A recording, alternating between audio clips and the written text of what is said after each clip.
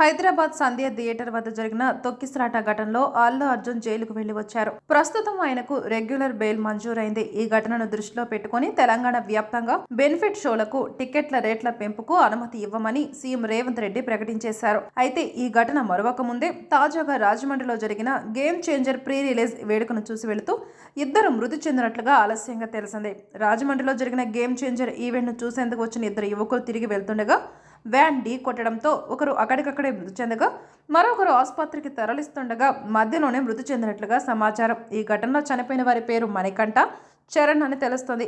రాజమండ్రిలోని రంగపేట మండలం ఏడీబీ రోడ్లో కార్గిల్ ఫ్యాక్టరీ సమీపంలో ప్రమాదం జరిగినట్లుగా తెలుస్తుండగా మృతులిద్దరూ కాకినాడకు చెందిన వారని పోలీసులు తెలుపుతున్నారు. ఈ ఘటనపై గేమ్ చేంజర్ నిర్మాత తాజాగా స్పందించారు.